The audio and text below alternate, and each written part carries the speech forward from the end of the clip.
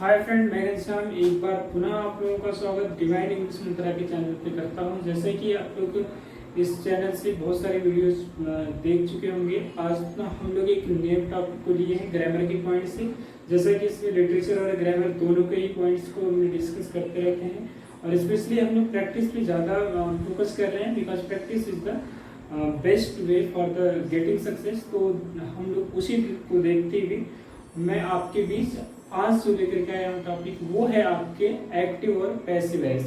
यदि अगर हम एक्टिव और पैसिव वॉइस की बातें करें तो देखेंगे कि आज हम उस पर प्रैक्टिस लेंगे और ये श्योर मैं कराता हूँ आपको कि ये क्वेश्चंस जो है वो पिछले प्रीवियस पेपर से लिए गए हैं, तो ताकि ये पता चल सके कि किस टाइप के क्वेश्चन आता है। जनरली हम लोग नॉर्मल क्वेश्चन को तो एक्टिव से पैसिव वॉइस में कन्वर्ट कर देते हैं, या एक्टिव से पैसिव करें या पैसिव से एक्टिव कर दें। लेकिन क्या होता है कि जब एग्जाम में जाते हैं तो थोड़ा सा वो क्या करते हैं कि उसके लैंग्वेज को बदल देते हैं, तो दैट इज द डिफिकल्ट, हमारे लिए वो कठिन हो जाता है। बट चलिए देखते हैं, प्रैक्टिस करके ही हमें क्लियर होता है कि किस प्रकार के क्वेश्चन को कैसे हमें रीड करना चाहिए और कैसे एक्टिव वॉइस को कैसे पैसिव वॉइस में कन्वर्ट करना चाहिए। ज़्यादा देर बातें न करते हुए पॉइंट टू पॉइंट की बातें कर लेते हैं। तो चलिए देखते हैं कि आज के सेशन में क्या है। तो ये रहेगा एक्टिव और पैसिव वॉइस की सीरीज आज स्टार्ट की जा रही है। तो ये डे 1 रहेगा, ठीक है। तो आज का रहेगा ये आपका डे 1, ठीक है। ये एक्टिव पैसिव वॉइस की अगर बातें करें तो इसमें हमारा ये रहेगा डे 1 वाला, तो ये पहला है और ये सीरीज आपको कंटिन्यू चलती रहेगी। तो चलिए पहले क्वेश्चन को ले लेते हैं यहाँ पे। और क्वेश्चन लेने से पहले किसी भी चीज का डायरेक्शन पढ़ लेना चाहिए, क्योंकि direction is the point that provide you direction, ठीक है। कि डायरेक्शन निर्देश होता है change the voice of following questions, यानी ये कह दिया गया एक ही बार में आपको समझ लेना है मेरे दोस्तों कि चेंज द फॉलोइंग क्वेश्चंस, है ना। यानी कह रहा है कि change the voice of following question, यानी कि जो बदलना है आपको वॉइस बदलना है। तो कहने का मतलब कि यदि एक्टिव वॉइस दिया है तो आपको पैसिव में बदलना होगा और पैसिव वॉइस दिया होगा तो आपको एक्टिव में बदलना होगा। This is the way of today. तो चलिए देखते हैं आज हमारा पहला पॉइंट क्या है। तो पहला जो क्वेश्चन हमारे सामने रखा गया है कि it is time to shut shop. यानी देखिए ये रखा हुआ है कि it is time to shut the shop है, तो ये देखना ये आपके पास ऑप्शन है, इनका बनाना आपको पैसिव वॉइस है। क्योंकि ये देखिए ये होता है जहाँ टू वर्ब प्लस गिवन मिल जाए तो ये आपका एक्टिव वॉइस माना जाता है और ये एक्टिव वॉइस है। तो आपको यहाँ पे देखना है कि किस प्रकार से आप यहाँ पे बना सकते हैं, ठीक है। तो चलिए दोस्तों देखते हैं कि कैसे आपके सामने ये आता है। मैं बता दूं कि जैसे ये देखिए यहाँ पे ज्यादा समय न लेते हुए एक्सप्लेन किया जाए कि ये इट इज टाइम, अगर ये इट इज टाइम जैसे स्टार्ट है तो ये एक रूल बनता है यहाँ पे। ये रूल यहाँ पे थोड़ा सा मेंशन में करूंगा कि जैसे ये इट इज होता है और यहाँ पे मान के इज में करके यहाँ बी कर दे, तो बी में क्या आता है, बी में आपको मिल जाता है 5 चीजें, इज एम आर और वाज वन होता है। और उसके बाद अगर आपको क्या मिल जाए, नाउन मिल जाए। ये 2 चीज मिल सकता है यहाँ पे, एडजेक्टिव और आपको नाउन मिल सकता है।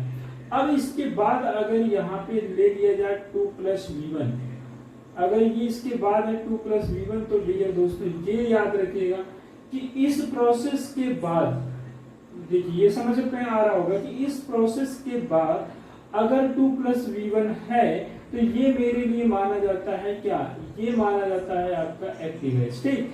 अब इसका बनाना होता है, हमको क्या बनाना होता है, हमको बनाना होता है इसका पैसिव वॉइस। तो इसका पैसिव वॉइस बनाने के लिए जब आपको देखिए 2 + V1 दिया है तो आप कुछ मत करिए, वहां पे क्या कर दीजिए 2 + B, यानी 2B लगा करके थर्ड फॉर्म करना होता है। क्या लगाना है,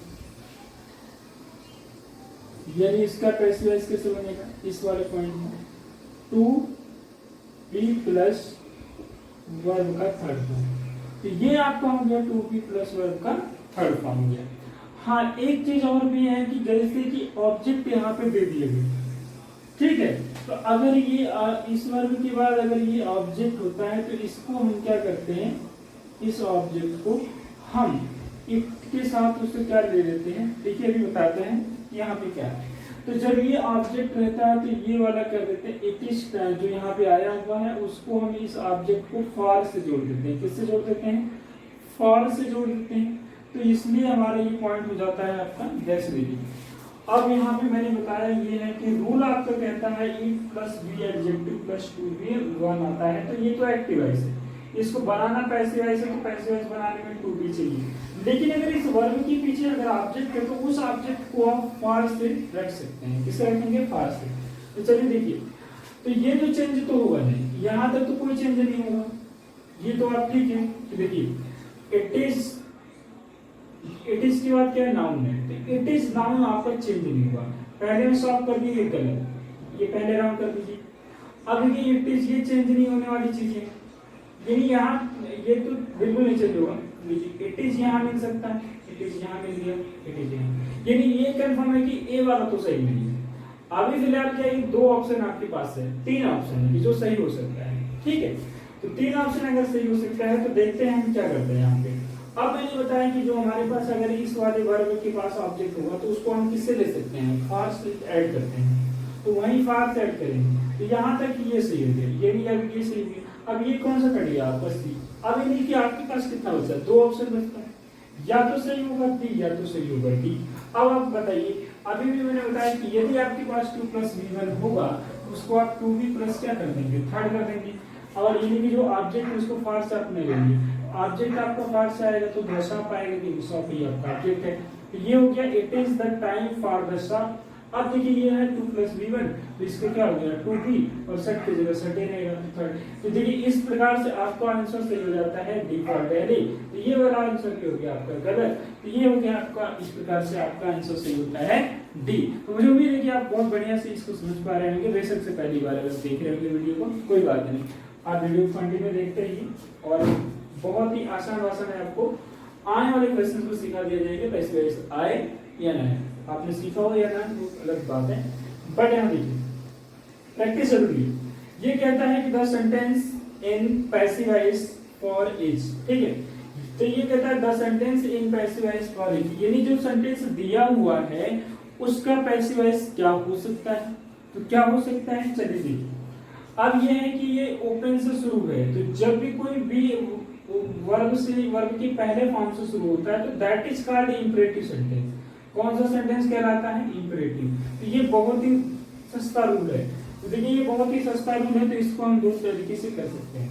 क्योंकि ये ऑब्जेक्ट है, तो यानी इंपरेटिव सेंटेंस का पैसिव वॉइस बनाने के लिए हमारा रूल क्या चलता है?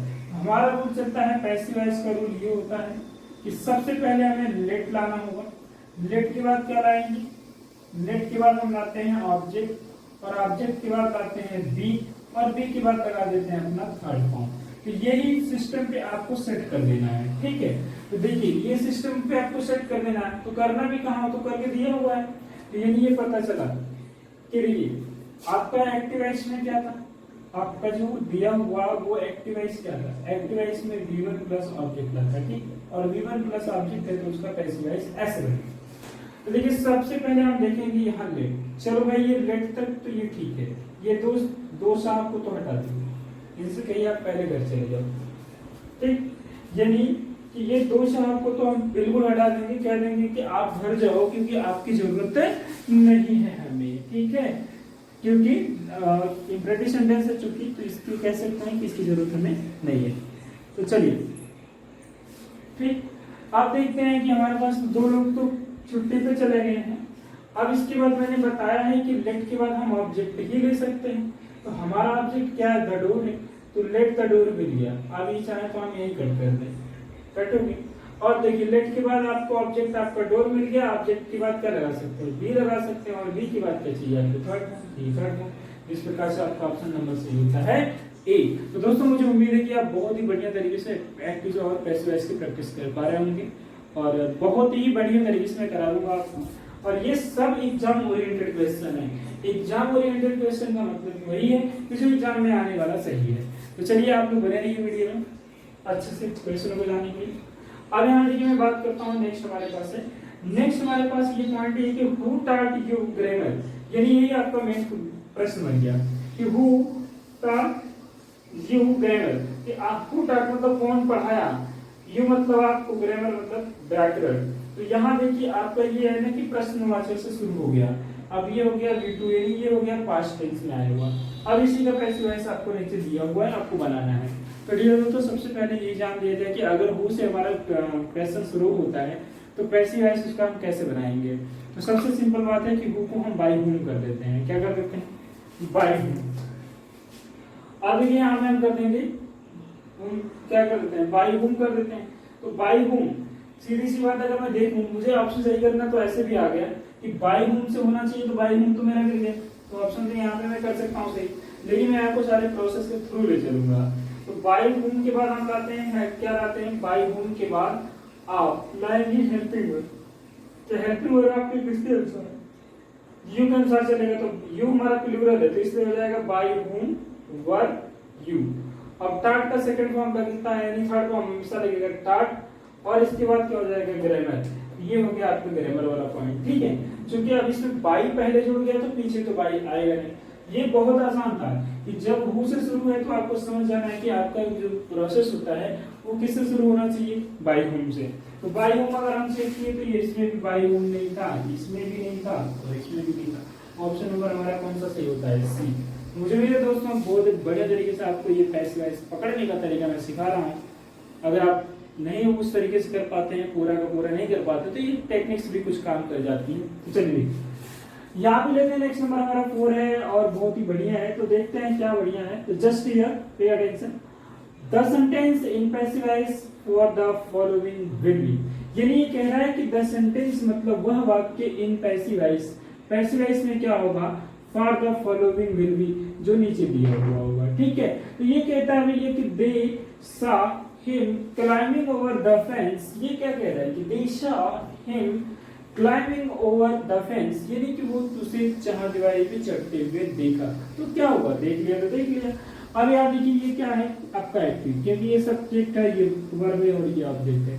तो यहाँ पे अगर मैं बात करूँ तो ये हो जाएगा एक्टिव वॉइस और ये हो जाएगा पैसिव वॉइस। मतलब यहाँ आप बात करेंगे एक्टिव, अगर सब्जेक्ट वर्ब आपको मिल जाए तो ये होता है एक्टिव वॉइस। तो आपको मेनली आपको तीन ही चीज पकड़ना होता है कि सब्जेक्ट वर्ब और ऑब्जेक्ट पकड़ना है। पीछे की फालतू की चीजों से कोई घबराने की जरूरत नहीं होती है, फालतू चीजें अपने आप सेट हो जाती हैं, ठीक है। तो उनको कुछ नहीं करना, आपको पैसिव वॉइस बस इतने में ही बना लेना है। अब पीछे एडिटिंग है तो एडिटिंग जोड़ देंगे। तो आप देखेंगे हम कि हमारा जो ऑब्जेक्ट है, हमेशा ऑब्जेक्ट क्या होता है? पैसिव वॉइस में पहले दिखना चाहिए। कहाँ दिखना चाहिए? पहले। तो जब हम क्या करेंगे ना कि हिम को हम पहले लाएंगे तो ही मिलेगा। क्या मिलेगा दोस्तों? ही। अब देखिए तो ये तो श्योर हो गया कि आप इसका पैसिव वॉइस बनाएंगे तो पहले ही लाएंगे, तो इसलिए पहले देखो कट करें भैया। तो दो लोग तो हटो पहले सामने से, दो लोग हट गए। तो ऑप्शन कितना बचा है आपके पास? दो ऑप्शन है, या तो बी सही हो सकता है या तो सी सही हो सकता है। अब जरा देखिए एक चीज और लॉजिकल दिखाता हूँ कि ये है आपका वर्ब का सेकेंड।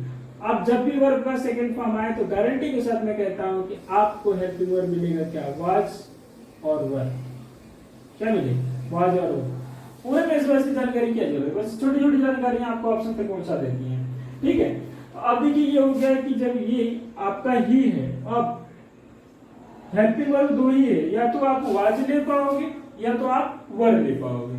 तो अब देखो कि आप क्या लेते हो। तो अब यहाँ पे देखा गया है, सॉरी यहाँ पे मैंने शार ये लिख दिया है, एक मिनट यहाँ पे देखा है, सॉरी ये शार नहीं होना चाहिए, ये हो सकता है कि आपके ऑप्शन की मिस्टेक हो। यहाँ पे शार तो कदापि नहीं होना चाहिए। देखिए ये सॉरी ये यहाँ पे आपको ये था,